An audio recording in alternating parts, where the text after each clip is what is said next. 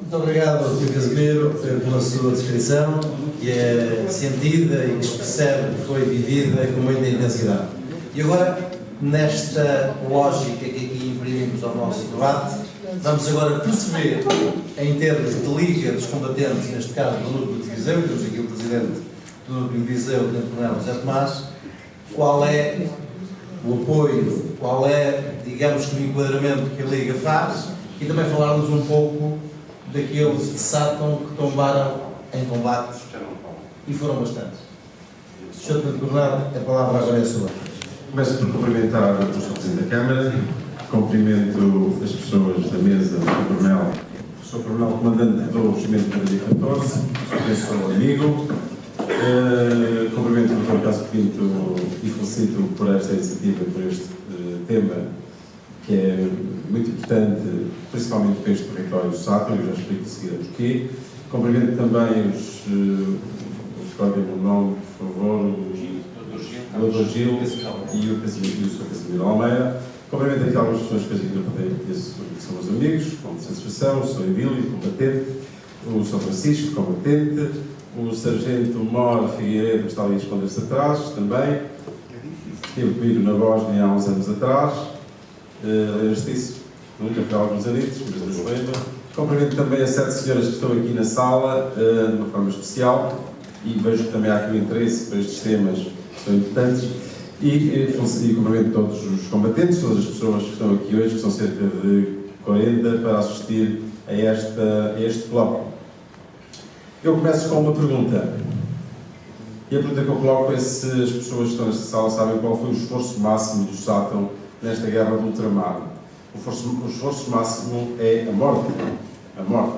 E eu pergunto se as pessoas que estão aqui na sala sabem quantas pessoas do Sátão morreram neste conflito do ultramar, que foi de 61 a 74. 13 anos. O Sátão contribuiu com várias centenas de militares para este conflito durante 13 anos. E o esforço deste conflito para o Sátão foram 18 mortos no ultramar. 18 mortos no ultramar. Mortos ou desaparecidos, porque há 2 combatentes desaparecidos. Esses já não têm voz.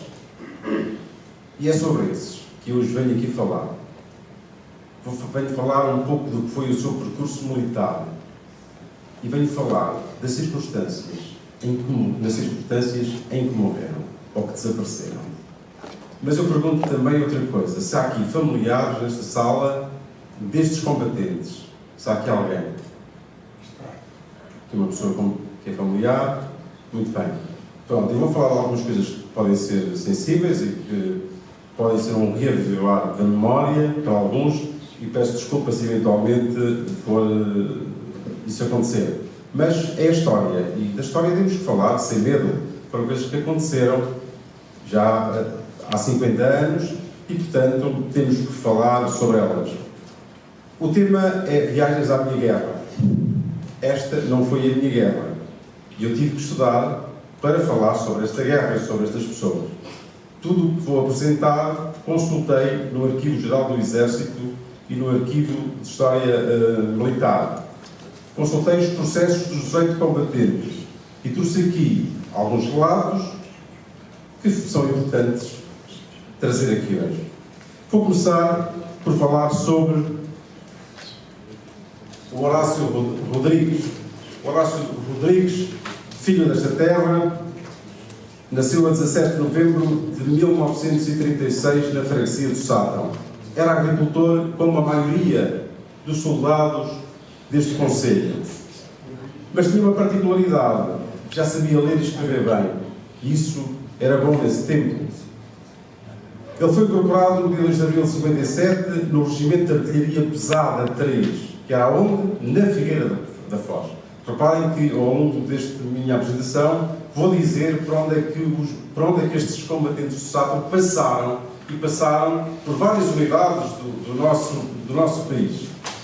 Jura bandeira no dia 29 de agosto de 57, nesse mesmo regimento, e tem uma particularidade: ele passa a disponibilidade em 59. Curiosamente, não tinha começado ainda a guerra do ultramar. Mas o seu sentido patriótico leva-o a oferecer-se para servir no ultramar em 18 de setembro de 61. Vejam bem, já estava na disponibilidade, mas não, eu quero defender os interesses da nação e vou servir e vou para o ultramar defender aqueles que são os interesses da nação. Embarcou para a região militar de Angola e foi integrar a Companhia de Artilharia 106. E as companhias de artilharia, há aqui uma particularidade que eu vou falar, a artilharia é uma arma de apoio de combate, normalmente, mas na altura do ultramar foram mobilizadas muitas companhias de artilharia e que foram atuar como de infantaria se tratasse. Eram companhias realmente de infantaria à sua atuação no terreno. Grande parte destas companhias de artilharia foram mobilizadas por uma unidade que quase todos conhecem, que é o Regimento de Artilharia número 5, que estava até há pouco tempo sediado em Vila Nova de Gaia, na Serra de Pilar, e que na altura se chamava Regimento de Artilharia Pesada 2. Era essa a unidade.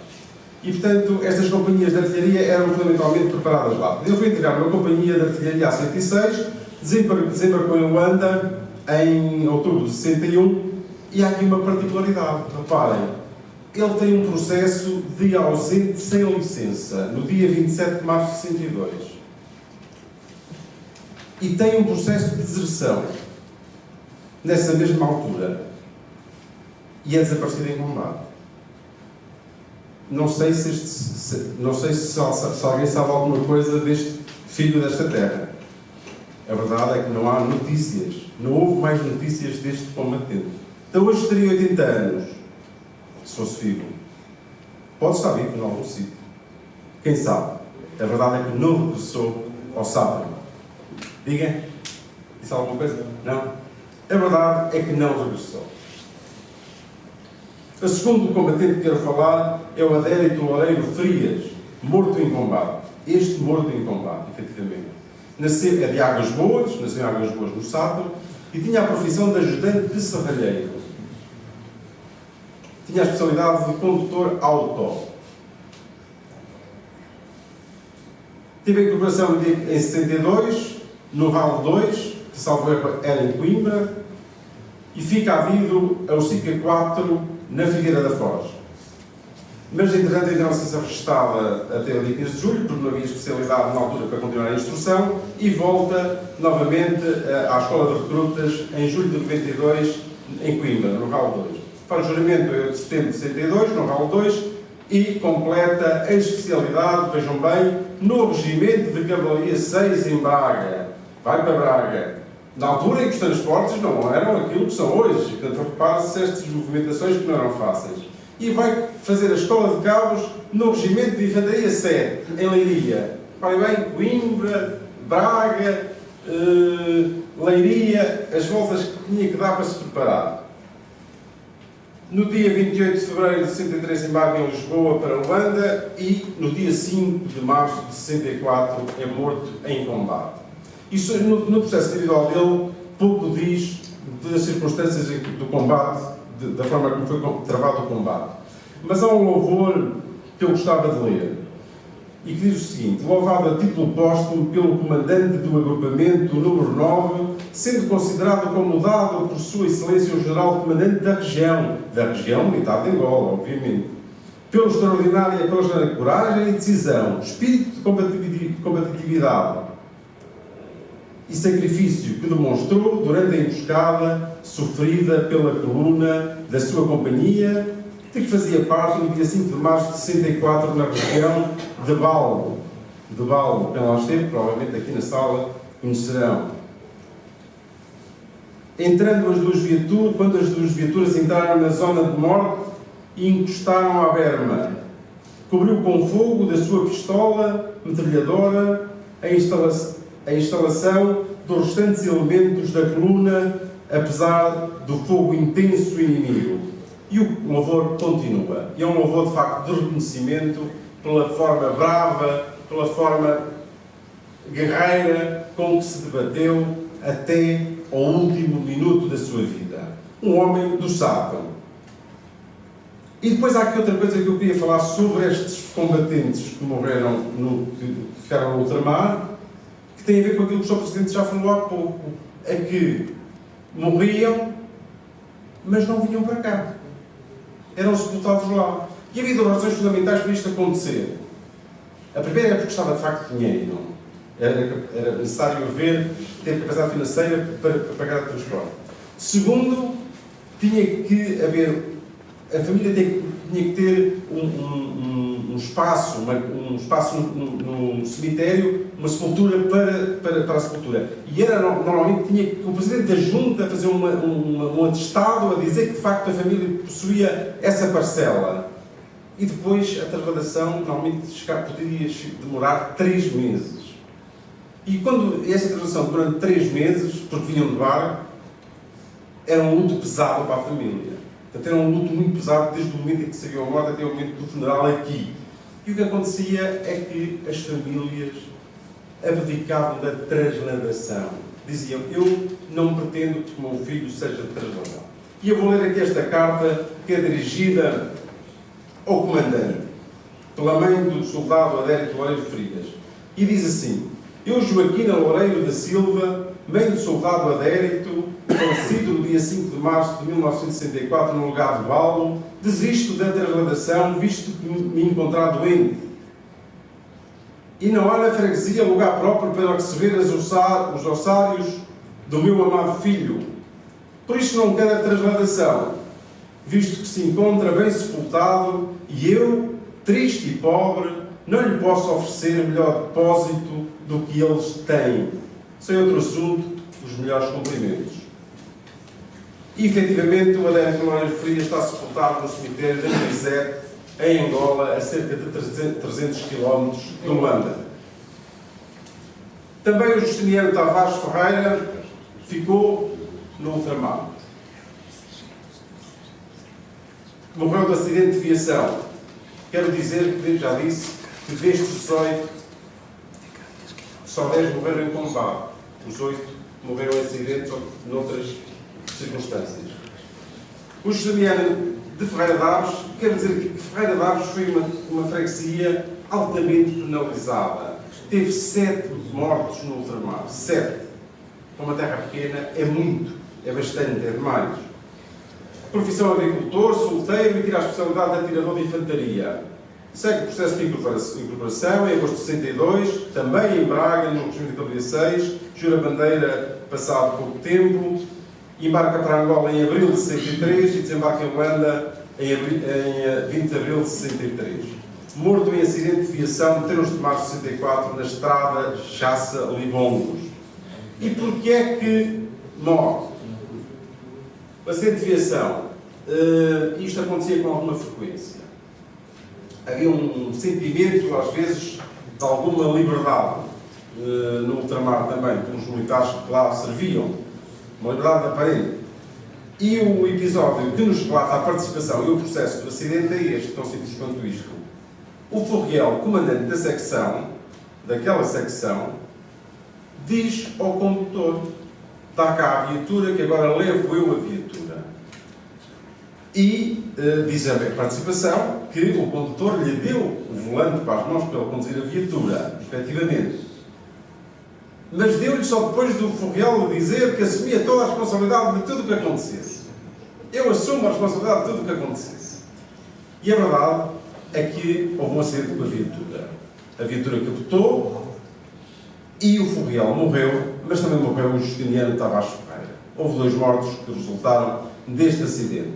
E o processo diz, nas suas conclusões, que o acidente se deu por imperícia do condutor, da pessoa que leva a viatura, e por excesso de velocidade. Portanto, uma falsa sensação de liberdade que, de facto, às vezes não existia, apesar de lá estar. Diz aqui também o relatório, que é esta folha que está aqui, portanto, diz exatamente isto que eu acabei de dizer, não vou ler para não vos maçar. E também aqui há uma carta dirigida ao Sr. Comandante, tal como no anterior caso, pela família, neste caso é pelo pai, a dizer que, naquele ano do seu falecimento, teríamos imenso gosto em receber o corpo do nosso filho. Mas hoje reconhecemos que isso só viria a agravar ainda mais a dor profunda que vai em nossos corações.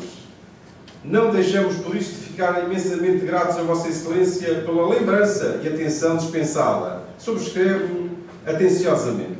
E aqui há outro facto, aqui houve a transplantação já não era para acontecer na altura em que houve a morte no ultramar, mas viria a acontecer mais tarde. E o Exército contacta a família para saber se pretende a transplantação, mas já tinha passado muito tempo. E a família disse, não, agora já não vale a pena, porque agora já nos vamos esquecendo, apesar da dor que ainda é muito grande, mas já nos vamos esquecendo e, portanto, agora não vamos mexer mais nisso. E encontra-se sepultado no cemitério de Chassa, em Angola, este militar. Outro militar é o Domingos da Silva Lopes, morto em combate também, este em combate. De mioma, do sabe, há pessoas de mioma ou não? Há? Também é agricultor e vai tirar a especialidade de sapador. Ele é incorporado em 63, em Coimbra, jura bandeira pouco tempo depois, na mesma unidade. Era para ir para a especialidade de condutor, mas não fica apto para esta especialidade de condutor. E entra na licença registada até 30 de setembro de 63. Em 30 de setembro marcha para o Regimento de Infantaria 2, que é Abrantes, onde frequenta a especialidade de sapadores. Vai embarcar para Angola em 22 de fevereiro de 64 e desembarca em Luanda em 2 de março de 64. Depois da viagem, vai integrar o Batalhão de Caçadores 514 e morre em combate em 24 de 65 por ferimentos recebidos em combate. E do seu processo apenas consegui extrair o seguinte: que era natural de mioma, Conselho do Sátão, falecido no dia 24 de novembro de 1965 de ferimentos recebidos em combate, hemorragia interna, anemia aguda, em Tamboco, concelho do mesmo nome, conforme o registro de óbito número 20. E foi o que extraí deste militar. O Urbano de Almeida Gonçalves, morto em acidente com cozinha. Este militar era de Ferreira de Aves também, agricultor, solteiro, e foi fazer a especialidade de cozinheiro. Ele, portanto, tem incorporado em 63, faz o juramento de bandeira pouco tempo depois, marchou para o primeiro grupo de carros autometralhadoras em julho de 63 e em 24 de julho foi transferido para o Regimento de Artilharia Pesada 2 em Vila Nova de Gaia, onde se no ultramar e vai integrar no ultramar a Companhia de Artilharia 566. Embarca em Lisboa para o ultramar no dia 8 de 63 e desembarca em Cabo Verde, na Ilha de Sol, Pedra Verde, a 17 de outubro de 63. Morto por acidente em serviço em 7 de novembro de 1963, devido a incêndio e explosão da cozinha. Vou tentar, de uma forma resumida, dizer como é que foi o acidente. Ele era cozinheiro, esta aqui, exatamente, era cozinheiro, e havia uma cozinha chamada a cozinha americana. Era a cozinha americana, que ela esteve certamente, tem essa ideia dessa cozinha, era uma cozinha que funcionava a gasolina. E essa cozinha, para funcionar, tinha que estar a pressão, tinha que estar ar, para depois sair a gasolina com a pressão nos bicos, para dar chama, para fazer funcionar os tachos, obviamente, para aquecer a água e para cozinhar a comida. E o que é que este Armando Gonçalves estava a fazer? Na véspera, portanto, na véspera já no fim do dia, mais um companheiro, que também trabalhava na cozinha, estavam precisamente a dar ar à cozinha para que de manhã tivesse ar para funcionar, para fazer o pequeno almoço. E quando estavam a fazer essa operação, o tampo do depósito da gasolina saltou. Saltou com outro saltou também gasolina. E estava um bico do fogão da cozinha, estava aceso, estava a funcionar para a chama-branda. E essa ação vai fazer uma grande explosão e vai pegar fogo aos militares. E estes dois militares ficam muito queimados, são evacuados para o hospital, mas vêm a falecer com queimaduras profundas, porque não tiveram qualquer hipótese. E esta foi a circunstâncias em que estes dois, este Armando mais o outro companheiro, morreram nesta circunstância. O relatório diz exatamente isso, não vou ler para não amassar.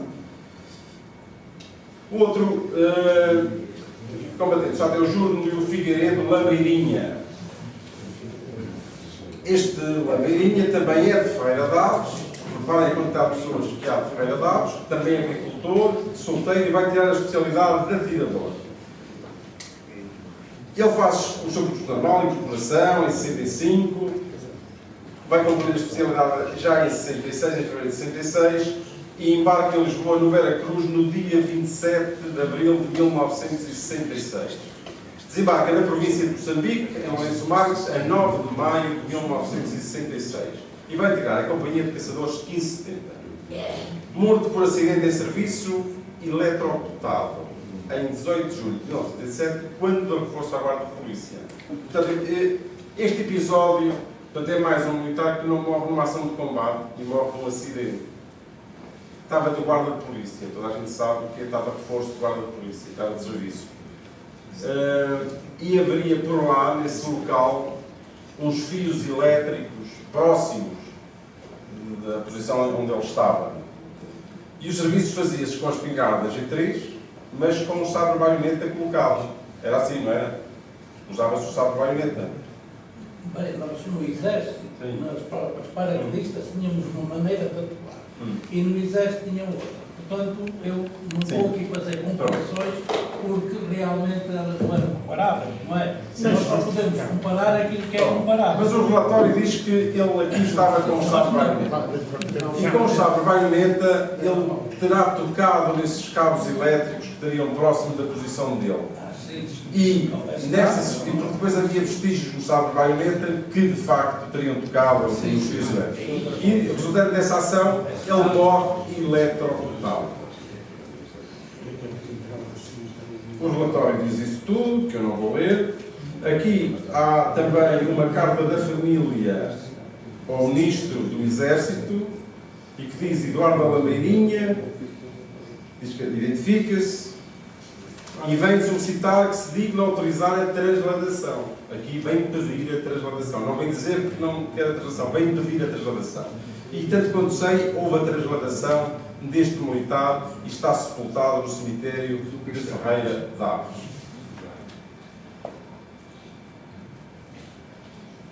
Que depois aqui está a seguir, para trás, aqui está. Este documento é o documento do Presidente da Junta a dizer que de facto há um espaço, há uma sepultura para o militar, quer dizer, deve estar exatamente isso, e depois o documento seguinte, é este que está aqui agora projetado, que é do Exército, e que vem dizer então o funeral sairá da citada capela, que é a Capela da Estrela em Lisboa, sairá da capela em autofúnebre militar às 7 horas do dia 8 do corrente, com destino ao cemitério de Castelo de Ferreira de Aves, onde chegará cerca das 14 horas do mesmo dia. E, de facto, comprovou-se que está, de facto, sepultado.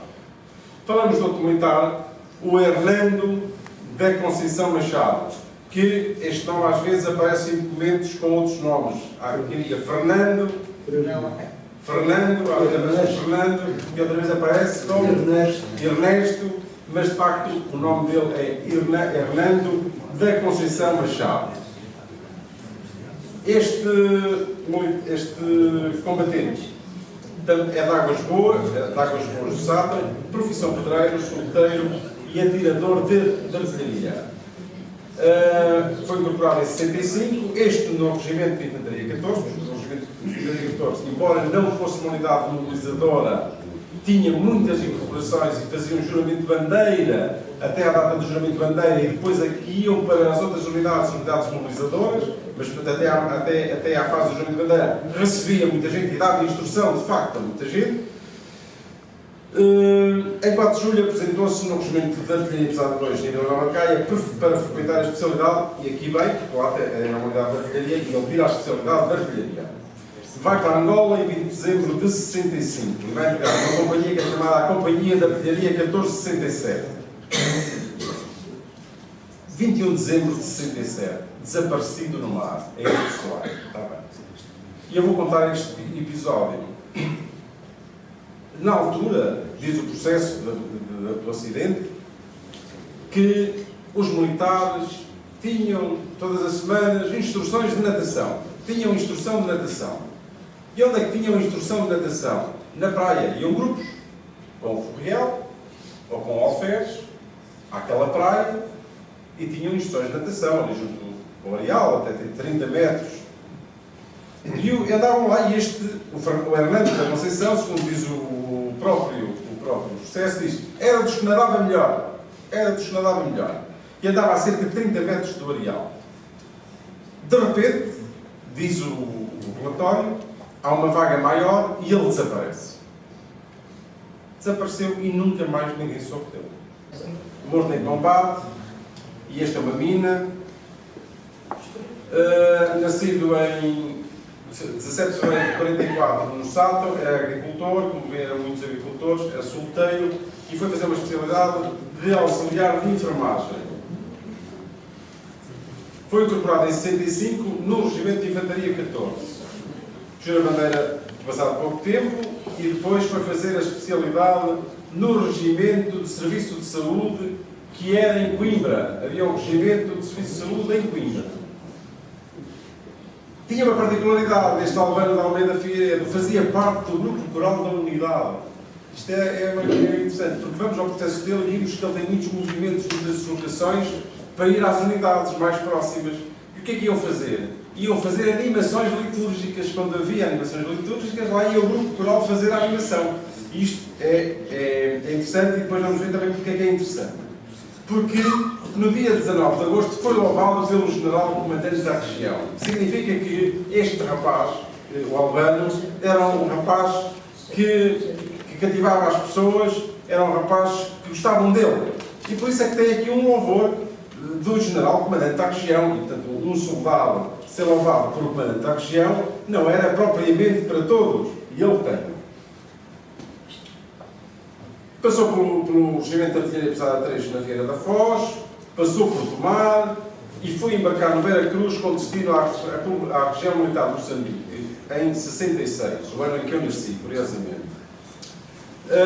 E vai desembarcar no Lourenço Marques em 30 de janeiro. Integra a Companhia de Caçadores 1478 e é morto em combate a 18 de março de 66. O processo individual diz o seguinte deste combatente: às 14 horas e 45 minutos, no dia 18 de março de 1966, em Maniamba, circunscrição de Maniamba, distrito de Niassa, faleceu de amputação traumática de perna esquerda e esfacelamento de perna e coxa direita um indivíduo do sexo masculino de nome Albano de Almeida Figueiredo, de 22 anos de idade, de estado solteiro, de profissão primeiro cabo, natural de Sátão, Conselho do Sátão, distrito de Viseu, domiciliado em Maniamba, filho de Manuel de Figueiredo e de Maria Soares de Almeida Neto. É o que está no processo. Vamos passar ao outro militar, que ainda temos alguns para ver. Manuel de Lopes de Almeida, morto em combate também. Vou ser um bocadinho mais rápido aqui na descrição. Portanto, ele é incorporado em 66. Vamos passar apresentou-se depois no R2 em Abrantes para frequentar a especialidade. Vamos vir ao slide. E em 17 de maio de 67 embarca em Lisboa com destino à região militar de Angola. Estamos aí, é esse mesmo. Chega à Luanda a 27 de maio. Vai integrar a Companhia de Caçadores 1679 do Batalhão de Caçadores 1910. E em 23 de janeiro de 68 é morto em combate. Eu vou ter que ler esta descrição deste combate, porque ele está aqui muito bem relatado e eu vou ler as circunstâncias em que ocorreu este combate. Em 22 de janeiro de 68, pelas 3 horas da manhã, saíram deste estacionamento 2 grupos de combate para cumprirem missão acima indicada. E a missão era tentar localizar e destruir cobatas. 2 grupos de combate de caçadores, da Companhia de Caçadores 1679. Chegados ao local da última emboscada, na picada Maria Fernanda, missão, aí estacionámos, esperando o alvorecer. Às 5h45 reiniciámos a marcha, saindo da picada e caminhando por um trilho muito batido e amplo que ficava à direita da referida picada. Percorridos cerca de 300 metros, verificámos a existência de vários locais nos quais se notavam a presença recente de elementos inimigos. Continuámos por um trilho que tomava a direção paralela à picada e entramos numa mata pouco densa. Alguns metros mais à frente, o primeiro homem parou por ter ouvido vozes. com todos os cuidados, avançámos um pouco mais até chegarmos a 15 metros do local da reunião do inimigo. Os elementos inimigos encontravam-se juntos a uma covata, conversando à volta de uma fogueira. Instalámos o pessoal no trilho enquanto fazíamos uma linha de fogo, formada por uma secção de MG. Aberto o fogo pela referida secção, verificámos que 5 desses elementos inimigos caíram imediatamente. Entretanto, do lado esquerdo das covatas, de uma posição mais elevada à nossa esquerda, foram lançados para o ar vários foguetes encarnados. Simultaneamente, fomos atacados com fogo nutrido vindo desse lado. A secção da retaguarda reagiu imediatamente pelo fogo, ao mesmo tempo que um grupo inimigo fugia em direção à picada. Deste grupo foram vistos cair 3 elementos. Cessando o fogo e verificando a existência de um morto e um ferido das nossas tropas, e sem comunicação rádio, motivada por uma avaria técnica do AM-PRC-10, que era o rádio que se usava, e prevendo um reagrupamento inimigo, além da possibilidade de emboscada no regresso, como já acontecia frequentemente, regressámos ao estacionamento o mais rapidamente possível. Isto é a descrição da operação. Este processo até tinha o croquis da operação, que eu não coloquei aqui. Vamos avançar. Aqui são os resultados da operação. Aqui há uma particularidade para os militares.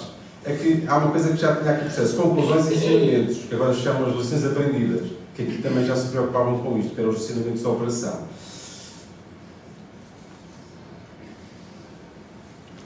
E aqui mais uma declaração da família a dizer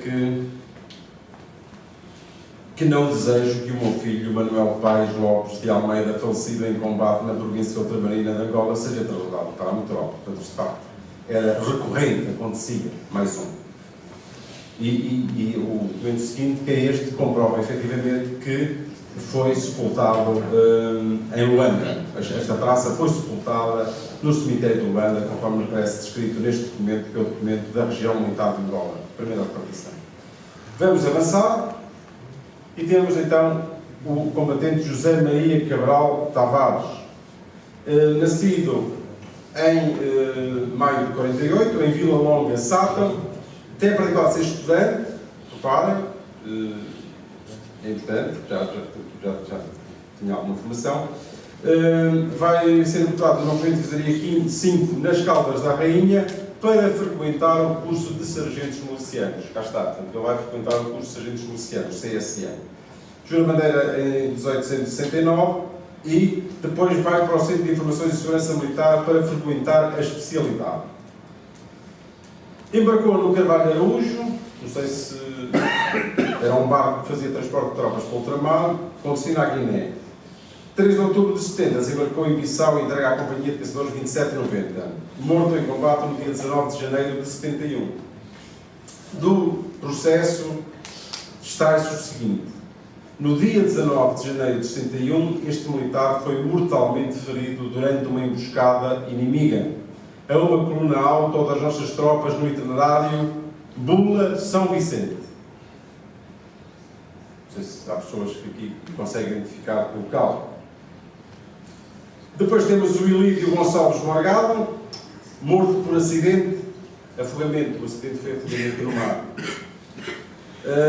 Este Ilídio Gonçalves Morgado também era Ferreira de Alves, foi incorporado em maio de 71, portanto já estamos a atingir o fim, já estou a atingir o fim da minha apresentação, porque também já estamos a aproximar-nos de 74, que é bom.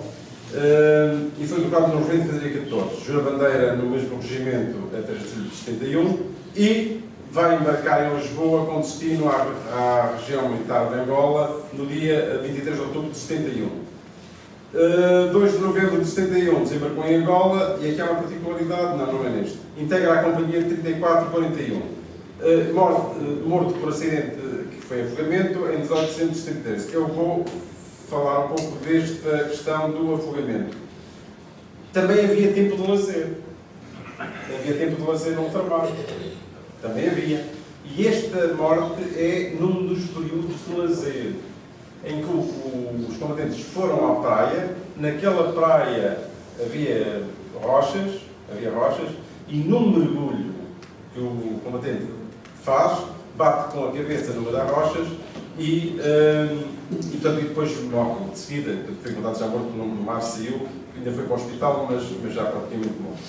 E este combatente, eu queria só dizer que uma particularidade, talvez, de um pouco de rebeldia que ele tivesse, porque ele tem aqui uma coisa no processo dele, que é uma punição. Ele tem 15 dias de prisão agravada, 15 dias de prisão agravada, que depois é agravado para 20 dias de prisão. E estes 20 dias de prisão são porquê? Haveria lá um bar em Mabubas, onde os militares iam lá ver uns copos e outras coisas, não sei. E ter-se-á bebido umas cervejas a mais. Já havia cervejas na altura, não havia? Havia, boa. E, portanto, terá bebido umas cervejas a mais e terá batido, agredido uma criança, sem razão aparente para isso. Isso foi o que aconteceu. E de seguida, estava um superior que lhe deu uma ordem e ele não cumpriu a ordem, não obedeceu ao superior. E, portanto, perante essa indisciplina, foi punido. Primeiro 15 dias, depois foi agravado para os 20 dias de prisão. É um episódio que de facto, e a questão do acidente da praia, podem nos levar a alguma conclusão, a alguma rebeldia destes jovens, não sei, digo eu. Este militar, José Monteiro Bento, eu não consegui a fotografia, não tenho fotografia de dois. Um é o José Monteiro Bento, que não consegui, e que foi morto por ferimentos em combate. Ele, também de Ferreira Daves, profissão agricultor, solteiro, atirador. Foi incorporado no 3 de maio de 61 no Regimento de Infantaria 14. Reparem que há muitos que são incorporados, a maioria que é incorporada no Regimento de Infantaria 14. Jura Bandeira no mesmo regimento em 3 de julho de 71. Marchou em julho para o Batalhão de Caçadores 10, que era em Chaves, na altura, para respeitar a especialidade, e vai embarcar para a Guiné, vai embarcar em Lisboa para a Guiné em 17 de novembro de 71. E chega à Guiné no dia 27 de novembro e vai integrar uma companhia de caçadores que é 34-35 do Batalhão de Caçadores 38-52. No dia de agosto de 62, morto por ferimentos em combate. Relativamente ao acidente, ao combate, diz apenas aqui no relatório que ficou gravemente ferido numa emboscada inimiga durante o patrulhamento à estrada de Buba-Nala, no dia 28 de julho de 62, vindo a falecer no Hospital Militar de Bissau. E a causa da morte, causa primária, ferida torácica esquerda, causa o acidente terminal, ruptura pulmonar esplémica, não sei se é exatamente isso, o que está escrito é isso, gastro e intestinal. Portanto, foi de facto ferimentos gravíssimos que o levaram à morte. Quase a terminar, temos o António Cunha da Silva, que foi morto por um acidente com arma de fogo. Este é um episódio dramático do ultramar, e eu já conto porquê. Também é de Águas Boas, agricultor. Este tinha a particularidade de ser casado. Neste grupo de 18 há apenas 2 militares casados, os 2 com um filho. Há um deles que não vê o filho, não chega a conhecer o filho, portanto não vê, que eu creio que é este. Tem a especialidade de enfermeiro, é incorporado também no Regimento de Infantaria 14, faz a especialidade em Coimbra no Regimento de Serviço de Saúde. Estes enfermeiros normalmente faziam um estágio no Hospital Militar Regional 2, que era no Porto, e ele também foi lá fazer um estágio de enfermeiro, e depois é mobilizado pelo RAP 2 de Vila Nova de Gaia, a 29 de fevereiro de 73. Vai para a região militar de Moçambique, a 22 de abril de 73, integrando a Companhia de Artilharia 62-21. Morto por acidente com arma de fogo. E sobre este acidente eu quero dizer o seguinte, que de facto um dos grandes problemas era o facilitismo que havia às vezes nas operações. Havia algum facilitismo, pouco rigor. Este grupo de combate tinha vindo de uma missão do mato. E havia uma coisa que se fazia sempre quando se regressava ao quartel, que era o quê? As operações de segurança. As operações de segurança. Fazia-se normalmente as operações de segurança. Para quê? Para evitar acidentes. Para evitar acidentes. E as operações de segurança é basicamente isto. É ver se tem munição na câmara, a G3, E depois dar uma gatilhada para confirmar que não tem munição e depois as armas são arrumadas. Era isto que se fazia. E bem, só que no regresso ao acampamento, o que é que acontece? Há 2 militares que trocam de arma. Trocam de arma. Acontece às vezes. Pronto. E uma das armas que é trocada tinha uma coisa instalada que a gente leva na ponta da arma que chama o dilagrama. O dilagrama. O dilagrama era uma coisa que servia para lançar granadas. Granadas. Era uma própria granada. Era uma própria granada. Exatamente. Tinha um tubozinho, tinha um tubozinho. Precisamente. E acontece o seguinte. Quando está a gatilhada,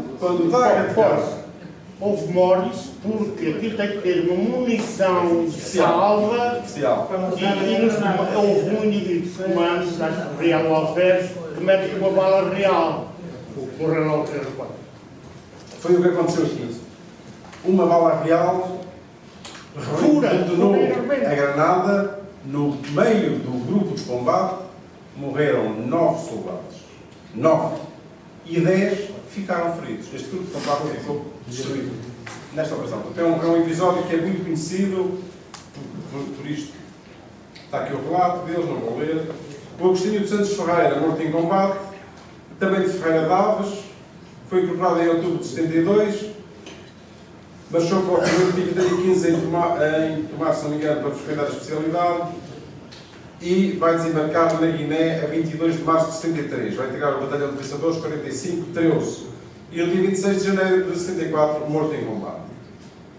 Aqui uma pequena referência só a este militar, que foi louvado a título póstumo pelo excelentíssimo comandante da 1ª Companhia de Caçadores, do Batalhão de Caçadores 45-13, pela coragem, calma e presença de espírito que demonstrou debaixo de intenso fogo inimigo, até ser ferido mortalmente. Elemento em destaque em todas as missões, que tomou parte militar correto, disciplinado e dotado de um grande espírito de humildade invulgar, que sempre demonstrou, granjeando a estima entre todos os camaradas e superiores, tendo a sua morte sido sentida pela toda a companhia, como se tratasse de um familiar mais próximo. Diz a ordem de serviço do Batalhão de Caçadores do dia 26 de fevereiro de 74. Quase a terminar, o Amadeu Amaro dos Santos, morto por acidente com arma de fogo. Este também é de Ferreira Daves e, de uma forma mais rápida, porque a minha apresentação já vai longa, eu vou dizer só que também, este acidente com arma de fogo aconteceu também com um dilagrama. Depois de uma emboscada de cerca de 5 minutos, debaixo de fogo inimigo, há um acidente com uma arma de fogo, em que morrem 2 militares. E o acidente é muito parecido com o anterior que eu referi, com o dilagrama. O dilagrama arrebenta no meio de combate por acidente e que vai matar 2 pessoas. Tem emboscada, não morreu ninguém. No acidente morreram 2 combatentes. E, portanto, isto de facto acontecia com alguma frequência. Está sepultado no cemitério de Ferreira Daves, este combatente. Quase a terminar, este militar que não estava, o processo dele, que é paraquedista, e o processo dele não estava no Arquivo Geral do Exército, mas conseguiu obter esta informação. Era paraquedista da Freguesia e Conselho de Sátão, foi mobilizado pelo Regimento de Caçadores, paraquedistas, para servir na 2ª Região Aérea Angola, integrado na 2ª Companhia de Caçadores, paraquedistas do Batalhão de Caçadores, paraquedistas 21. Morreu em combate no dia 25 de agosto de 1961. Está sepultado no cemitério de Santana, Catete, Holanda, em Angola, no Batalhão Militar Campa Sem Número. Agora vou falar nos últimos que ainda não referi. Portanto, não fiz aqui nenhuma ordem especial, que são os 2 oficiais. Um é o Alferes Henrique Ferreira de Almeida, que é natural de Vila Boa, Conselho de Sátão, e foi comandante do pelotão de São Miguel Vila Boa. São Miguel de Vila Boa, Conselho de Sátão. É Brunhosa. Comandante do pelotão da Companhia de Artilharia 1689, na Guiné, e morto na noite de 13 para 14 de julho de 68, num ataque particularmente violento ao quartel da aldeia de Cabo Duro. Conhece? E, finalmente, o Alferes José de Almeida Lopes Encarnação, a quem prestámos homenagem recentemente aqui no Sátão. Nascida a 18 de novembro de 41, em Fonte Arcada, Sátão, Minas, Sátão, foi aluno do primeiro ciclo da Escola de Lousa dela, aluno do ensino básico e secundário no Seminário do Diocesano de Viseu e estudante na Faculdade de Direito da Universidade de Coimbra. Falecido em combate no dia 7 de março de 66, há 50 anos, em Matucuta, Litunde, em Niassa, Moçambique. E esta é a história. Este foi o esforço do Sátão nesta guerra. O esforço do 18 de baixo. E é eu apresentar esta história daqueles que já não falam. Quero também fazer a homenagem a estes militares, a estes 18 militares. É por isso que, perante eles, reverentemente me inclino, com respeito e gratidão, e dizer, perante vocês todos, ditosa a pátria que tais filhos têm. E eu aqui até faria um arranjo. Ditoso o conselho que tais filhos têm. É assim, a guerra tem estas consequências. E esta é a pior de todas. É a morte das pessoas. Muito obrigado.